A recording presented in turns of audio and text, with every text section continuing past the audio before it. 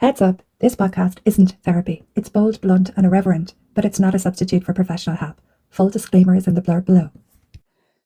Okay, so today we're going to cover denial in full Freud made me do it style. So, denial is the psychological equivalent of sticking your fingers in your ears, closing your eyes, and yelling, la la la la la, everything is fine. It's the gateway drug of defenses. I probably should have covered it first. It's the little lie you tell yourself so you don't have to feel the big feelings, and it's probably running more of your life than you think. If your best friend knows he's cheating, and your therapist knows you're burnt out, and your dog knows the marriage is dead, and you're still saying, it's not that bad, yeah, denial's on line one. So the term denial was formally introduced by Freud in 1924. He noticed that when reality got too painful, the mind simply refused to accept it. So Anna Freud later placed denial in the category of immature defenses, meaning it's one of the first tools the ego grabs when life starts hitting you below the belt. Developmentally, this one shows up around the oral and early anal stages, so think ages 1 to 3, when reality starts to say no. And we go, no, no, no, right back. In other words, it's toddler logic with really grave adult consequences. So denial is a refusal to accept an external reality because it's too threatening, painful, or shameful to face.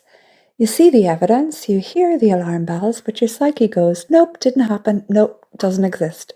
It's the emotional equivalent of wiping down the Titanic's deck chairs while the ship is sinking and insisting it's just a little water feature. So we roll on to the real life examples. So the woman whose partner hasn't touched her in 2 years, she says, he's just tired, work has been so stressful. Girl, he's not tired, he's checked out, and you're building a fantasy. Then we move on to the mother who says her son is just a bit sensitive. Meanwhile, the school is called 14 times and he's setting fire to the Lego.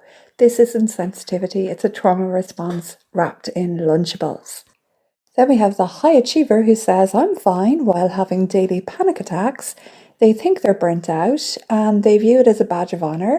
They're not fine, they're about to find out what a nervous breakdown actually feels like.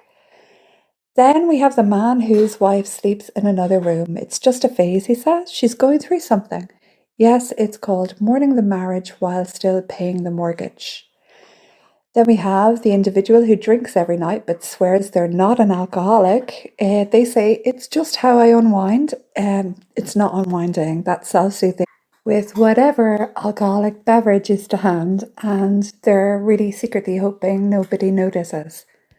Or we come to the father who says, my daughter's just acting out.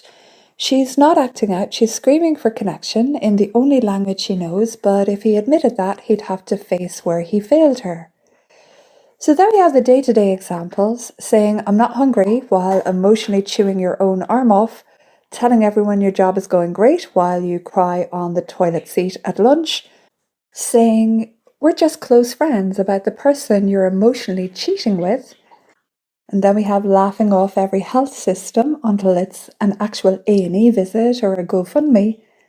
So denial doesn't just protect you from pain, it protects you from change. So why should you care? Because denial makes you delusional. You miss the signs, you postpone the inevitable, you waste years loving someone who's not loving you, or working a job that's killing you, or lying to yourself in a voice that sounds suspiciously like your mother. And denial doesn't just delay the pain, it compounds it. So how to change? Well, number one, ask yourself what you're avoiding, and then ask what would happen if I told the truth right now. The sky wouldn't fall down, that's for sure. Then two, track the body. Denial lives in tension, lives in the jaw, the gut, the shoulders. The body always knows and it never lies. Third step is to catch the phrase that you say to yourself. If you find yourself saying it's not that bad, stop it. If that's your anthem of the deeply, deeply held denial that you have, or whatever your version of it is, that's another step. Then number four, find a mirror, human or literal. Whether it's a friend, a therapist, That one brutally honest aunt or uncle, someone who isn't afraid to say, "You're lying to yourself, sweetie." Because when you see it, you can't unsee it. And that's where freedom begins. So denial is the debt collector of the psyche. You can delay the truth, but it's going to charge you a whole lot of interest. And one day it shows up with the receipts, consequences, and unfortunately, zero mercy. So if you've just realized you're fine might be a polite synonym for faking it, welcome. So Freud made you do it. I just made you see it. Thank you for listening. Have a really great day. I'm Annie, and if you need any more info, it's all in the bio. Talk to you next time.